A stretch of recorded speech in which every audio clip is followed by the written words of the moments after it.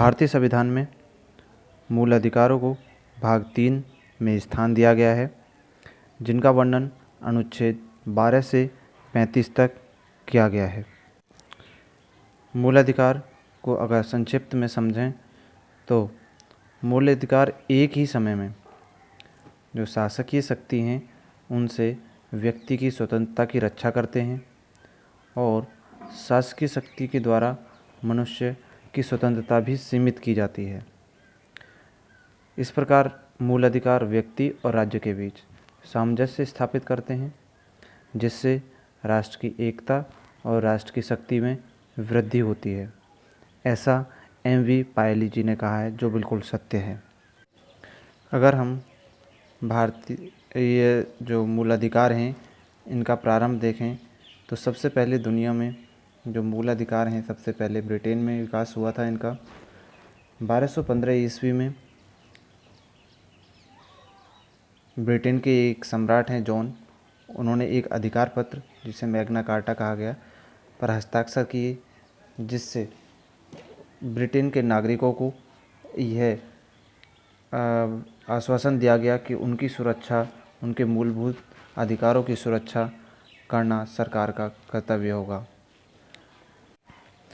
कुछ समय बाद फिर दोबारा एक लंबे समय के बाद जब भारत में अंग्रेज़ आ गए थे तो वहाँ पर फिर दोबारा से अधिकारों के लिए, मूल अधिकारों के लिए फिर दोबारा से एक बिल आया जिसे बिल ऑफ राइट्स कहा गया। उसके संबंध में एक ही प्रमुख दस्तावेज बना।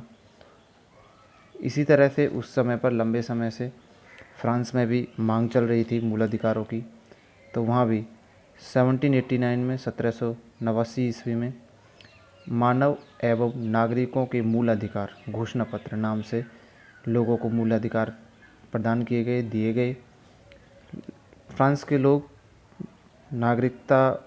नागरिक थे जो मूल अधिकारों को लेकर बहुत सजग थे। इसी कारण 1789 ईस्वी में वहाँ के नागरिकों के कहने पर, उनके निर्णय पर फ्रांसीसी शासक लुईस को मूल अधिकार के उल्लंघन के कारण फांसी पर चढ़ा दिया गया था। तो इस प्रकार मूल अधिकार का विशेष स्थान रहा है। अमेरिका का संविधान दुनिया में सबसे पहले बना था, जिसमें उस समय जब ये संविधान बनाया था अमेरिकों ने, तो उसमें मूल अधिकारों को शामिल नहीं किया गया था। तो 1791 में मूल अधिकारों को फिर उसमें शामिल किया गया, जिन्हें बिल ऑफ राइट्स के नाम से जाना गया। तो ब्रिटेन और अमेरिका में मूल अधिकारों को, फंडामेंटल राइट्स को बिल ऑफ राइट्स के नाम से जाना जाता है। इसी प्रकार भारत जब अंग्रेज़ों का गुलाम था उस समय से ही भारत में भी मूल अधिकारों की मांग का प्रावधान पहले से ही चलता रहा। अनेक मानकों से उन मूल अधिकारों की मांग करते रहे हैं। 1885 में कांग्रेस अधिवेशन का जब ये गठन हुआ था, उसके बाद से जब 1895 में एक सर्वप्रथम जो संविधान विधेयक आया था उसमें सबसे पहले मांग की गई थी। उसके बाद भी अनेकों बार मांग की जाती रही है।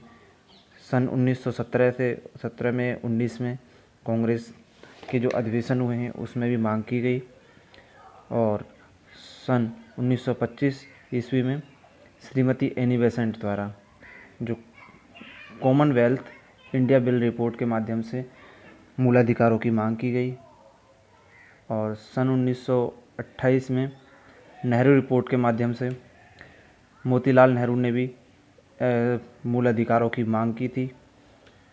सन 1931 में महात्मा गांधी जी जब द्वितीय गोलमेज सम्मेलन में जब शामिल हुए थे, उस समय भी गांधी जी ने मूल अधिकारों की मांग का प्रश्न उठाया था। तो इस प्रकार अनेक अधिवेशन में, कांग्रेस अधिवेशन में और अनेकों बार मूल अधिकारों की मांग भारत में पहले से ही होती रही है।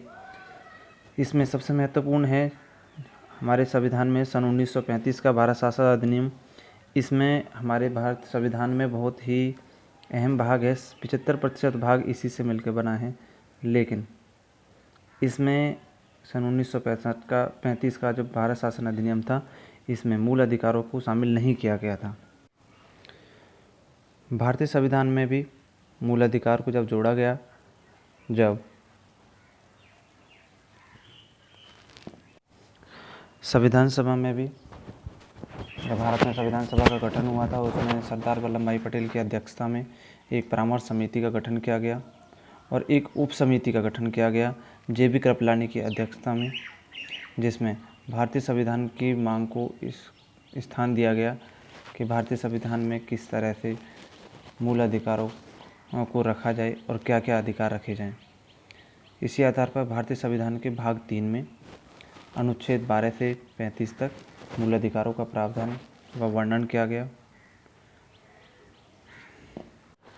अमेरिकी संविधान में भी मूल अधिकारों को, बिल ऑफ राइट्स को भाग 3 में ही रखा गया है।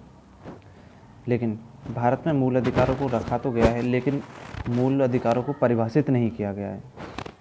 यह एक इम्पोर्टेंट क्वेश्चन बन जाता है कि क्या भारतीय संविधान में मूल अधिकारों को परिभाषित किया गया है? तो नहीं।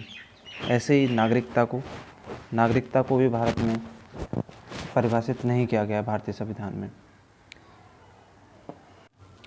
अगर मूल अधिकारों को वास्तव में देखें हम, तो कुछ अधिकार राज्य के विरुद्ध नागरिकों को दिए गए हैं और कुछ मूल अधिकार व्यक्तियों के विरुद्ध भी प्रदान किए गए हैं। अगर हम पहले नंबर पर देखें, जो व्यक्तियों के विरुद्ध मूल अधिकार हैं, उसमें अनुच्छेद 15 का भाग 2, भाग 17 और अनुच्छेद 17, अनुच्छेद 23 और अनुच्छेद 24 रखा गया। इसके बारे में पूर्ण वर्णन हम आगे पढ़ेंगे। और जो केवल नागरिकों के लिए दिए गए हैं, अनुच्छेद 15, 16, 19 और 30। आपातकाल में लागू अनुच्छेद जो रहते हैं वे 20 और 21। मूल अधिकारों में ये 2 अनुच्छेद ऐसे हैं जो आपातकाल की स्थिति में भी लागू रहते हैं। और अगर हम मूल अधिकारों की प्रकृति देखें तो ये सकारात्मक और नकारात्मक 2 तरह की होती है। और अगर सकारात्मक प्रकृति में देखें तो अनुच्छेद आर्टिकल 19 और 25 से 28 तक ये हमारे सकारात्मक प्रकृति वाले मूल अधिकार हैं, और नकारात्मक होते हैं जो 14, 15, 16, 21। सबसे ज़्यादा जो विवाद रहता है हमारा 14, 15, 16 इनमें ही रहता है, और इनके बारे में विस्तार से जानकारी जब एक एक आर्टिकल पढ़ेंगे तो उस समय पूरी जानकारी मिलती रहेगी। मूल अधिकारों को कोई भी सरकार कम नहीं कर सकती। अगर कोई सरकार हमारे मूल अधिकारों का हनन करती है या कम करती है तो हम सुप्रीम कोर्ट जाके, न्यायालय जाके उसके बारे में रेट डाल के हम अपने अधिकारों की मांग, अधिकारों को वापस प्राप्त कर सकते हैं। लेकिन अगर सरकार को ज़रूरत है तो अनुच्छेद 368 के तहत उसमें संशोधन करके किसी भी कमी को या किसी बदलाव को ला सकती है। तो कह सकते हैं हम कि मूल अधिकार न्याय योग्य होते हैं और ये व्यक्ति की स्वतंत्रता को निश्चित करते हैं। और मूल अधिकार हमारी रोज़मर्रा की ज़िंदगी में हमेशा लागू रहते हैं। जैसे भी हम जीते हैं, उठना बैठना सब हमारा, कहीं भी भारत में आना जाना सब हमारे मूल अधिकार हैं। बोलना, इकट्ठा होना, कोई भी सभा करना, लेकिन वह देश हित में होनी चाहिए, देश विरोधी नहीं होनी चाहिए। हालांकि नियमों के खिलाफ बहुत कुछ काम होते हैं कि कई बार ऐसी सभाएं भी होती हैं, लेकिन हमें ध्यान रखना है कि मूल अधिकार हमें देश की शक्ति बढ़ाने के लिए, देश की रक्षा करने के लिए और राष्ट्र की एकता को बनाए रखने के लिए दिए गए हैं।